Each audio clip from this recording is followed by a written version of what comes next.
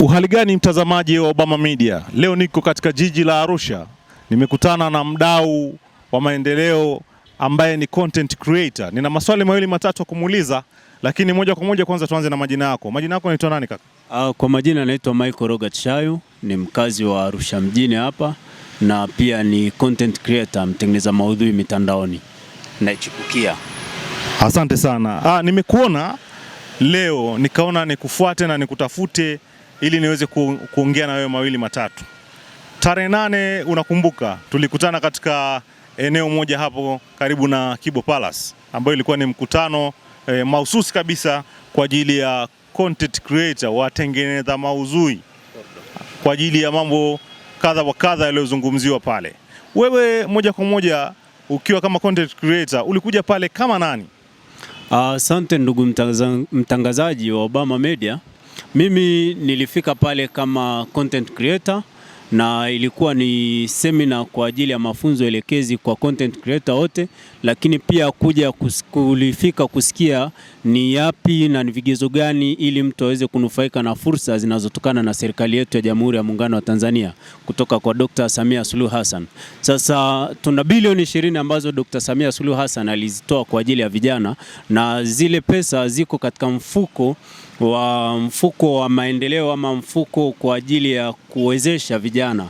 Sasa tulifika pale kusikiliza na kujua ni yapi ambayo tunaweza tukafanya ili tuweze kukidhi vigezo vya kunufaika na fursa hiyo, lakini pia kupokea mafunzo ambayo yaliandaliwa na wizara kwa ajili ya content creators na kupata ule uelewa wa pamoja wa nini content creation, lakini pia fursa ziko kwa namna gani katika upande wa content creation. Asante sana. Umezungumzia billions of hela ambazo ni mabilioni ya pesa ambazo mama ametoa kwa ajili ya watengeneza maudhui. Labda kupitia semina ile ambayo ulipata mafunzo pale, umepata impact gani au umeona faida gani juu ya walengwa ambao wamelengwa kupata kunufaika na pesa hizo au budget hiyo ambayo imetengwa na serikali?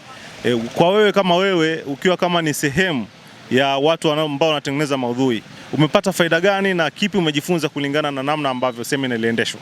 Asante sana. Kwanza moja, semina ile mimi binafsi nilijifunza mengi. Moja, juu ya kuelewa kwanza nini maana ya content creation, nini maana ya kutengeneza maudhui mtandaoni, lakini pia nini sifa ama taratibu za maudhui ya namna gani yanafaa kwenda mtandaoni, kwa maana ya kwamba ni maudhui ya namna ipi ambayo pia ni yanakubalika, lakini pia ni kuwa na utaratibu gani wa kutuma yale maudhui mtandaoni, kwa maana ya kwamba tulipata pia mafunzo ya namna ya kuwa na ile consistency ya maudhui. Yani kama unatengeneza maudhui ya mapishi, basi ujitahidi uweze kujikita katika engo hiyo, uwe specific katika engo fulani. Lakini pia mengi tuliojifunza ni ya njia hiyo. Lakini kwa upande wa fursa tulipata kuelezwa pia nini vigezo vya mtu anayeweza kupata mikopo ile, lakini pia tukapata kuona na zipi ni changamoto vijana wanazoweza wakawa wanapitia katika kupata mikopo hiyo, na tulijaribu kutoa pia mawazo yetu pale na kueleza yapi ambayo yanaweza yakafanyika kwa ajili ya kumsaidia ukijana na kumwezesha kuweza kupata mikopo ile. Ili tusimchoshe mtazamaji, labda tuambie nini mawazo yako, nini maoni yako, kwa sababu asilimia kubwa ya vijana watu wamepanga, wanaishi vyumba vya shilingi 20,000, 30,000, 50,000. Maisha yenyewe magumu kama unavyoona, vijana wanapambana kwenye mitandao, na bado kwenye mitandao yenyewe saa zingine mpaka anatafuta sehemu ya free wifi angalau aweze kupata unafuu wa kutuma content yake. Sasa imefika mahali mikopo imeshatufikia, imefika katika hatua ya kwenda kuichukua, lakini dhamana hatuna. Sasa binafsi wewe kama wewe Mr. Shayo, unatuambia nini maoni yako kwa serikali, nini maoni yako kwa benki? Unafikiria nini kifanyike ili hata huyu ambaye hana dhamana aweze kufanikisha zoezi la kupata mkopo wa serikali ambaye Dr. Samia Suluhu Hassan ametuweza kutupatia hizo fedha? Asante ndugu mtangazaji. Kwanza tunapokuwa tunatafuta suluhisho ama mapendekezo, lazima tujue pia malengo. Tunataka tufike wapi? Lazima tujue pia malengo ya Mheshimiwa Rais ni yapi. kwa nini Mheshimiwa Rais aliwaza kutoa bilioni 20 na kusema hizi ziende kwa ajili ya vijana wa content creation? Kwa nini asingesema ziende kwenye sekta nyingine? Kwa nini kwa vijana wa content creation? Kwa hiyo tunapowaza mambo, tunapotafuta solution au namna ya kupata suluhu ya mambo, lazima tujue malengo ni yapi ili atuongoze katika malengo hayo. Sasa Mheshimiwa Rais, naomba nitumie tu kueleza kwa ufupi na kwa uchache sana. Mheshimiwa Rais alilenga kutengeneza ajira kwa vijana. Alilenga kutengeneza ajira kwa vijana ambao kwa asilimia kubwa hawana ajira. Kwa hiyo alikuja na platform ambayo aliona hii ni fursa, vijana wanaweza wakajiajiri. Na sasa mimi nirudi, tuna tatizo kubwa sana la ajira kwa vijana, kubwa sana. Sasa ina maana mkopo ule Mheshimiwa Rais alilenga ufikie vijana wengi, sio wachache wa kunufaika zaidi. Vijana wengi, hata kama watanufaika kidogo kidogo, lakini wengi, iwe ni sehemu ya kuwatengenezea fursa.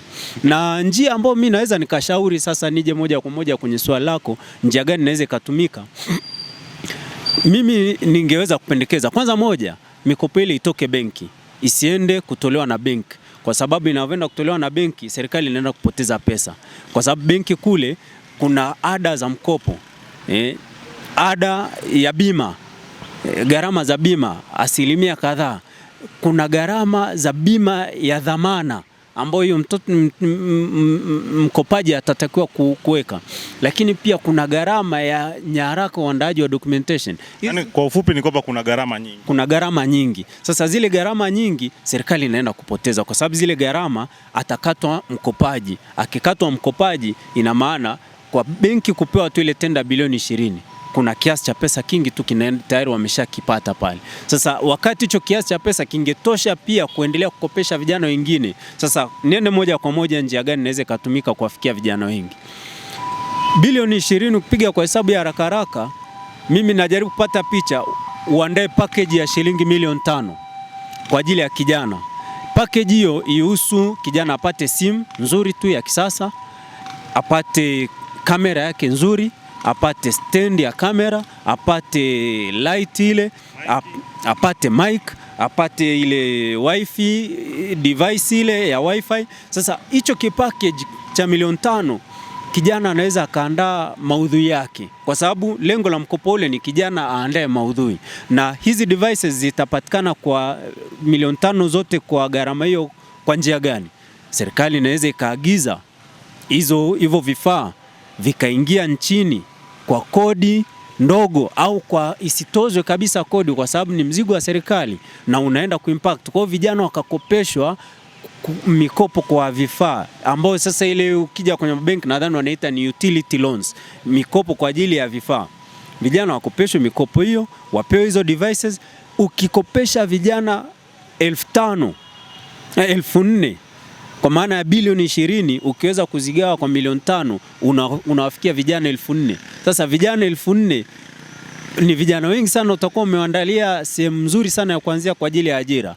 Hata kama ikitokea kuna ambao tunaweza kusema wanaweza wasiandae maudhui wakatumia kwa mambo yao binafsi, hawatakuwa zaidi ya 1,000.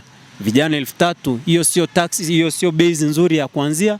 Lakini pia nipendekeze zaidi, leo Mheshimiwa Rais kaweka bilioni 20 na vijana wanaendelea kukua.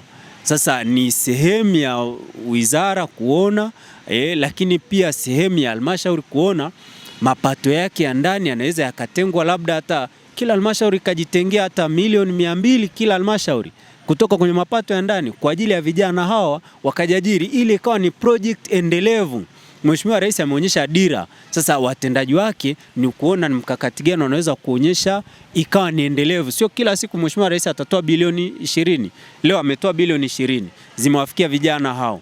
Baada ya hapo tutahitaji tena bilioni nyingine. Sasa ili iwe endelevu, lazima kuwe na mkakati endelevu kwenye kila halmashauri, labda kutenga mapato ya ndani either hata milioni 500, 200, kiasi hicho ikawa wanatoa mikopo ya utility loans. Ikawa ni sehemu nzuri sana ya kuwakopesha vijana mikopo ya vifaa, lakini pia ufuatiliaji ukafanywa na ofisi za serikali. Wale wakijengewa uwezo, vijana wanajulikana wanapokaa, wanapotoka kwenye maeneo yao, wanafahamika. Watu wanaweza akawa na wadhamini ambao wanaweza wakamdhamini, labda ukamwekea kigezo ili upate utility loan, lazima uwe na wadhamini 2 na mmoja wa wadhamini awe na makazi ya kudumu. Sasa ukishamwekea kitu cha namna hiyo, ina maana yule kijana ataleta labda mjomba wake, shangazi yake, atakuwa ni mtu wa makazi ya kudumu, lakini atapata kifaa, na kikipata kile kifaa hataishia tu kupiga picha. Kijana atajifunza namna ya kutengeneza maudhui kwa sababu ana package nzima. Ana package nzima ya kutengeneza maudhui, atajifunza na ataona ni fursa. Hii utakuwa sio tu umempa kijana samaki, bali umempeleka kijana baharini kuvua samaki. Nyavu ya kuvua samaki. Nyavu ya kuvua samaki. Sio umempa samaki, lakini hizi pesa utawapa pesa, kwanza utawafikia watu wachache. Kwa sababu huyu atachukua milioni 20, huyu atachukua milioni 10, huyu atachukua 200, huyu atachukua 100, huyu atachukua 50. Ukija kwenye mgawanyo, ukija kwenye namba, portfolio ya mtendaji yule wa mfuko, ukimuuliza umewakopesha vijana wangapi, anaweza kukwambia nimefikia vijana 200 na bilioni 20 zimeisha. Sasa hii namba ya bilioni ya vijana 200 inaweza ika impact kuliko namba ya vijana 4000. Moja kwa moja haiwezekani. Basi mimi nashukuru kwa muda wako. Umetuelezea kwa upana zaidi. Nafikiri wasikilizaji, watazamaji wa Obama Media wamepata material mengi kutoka kwako.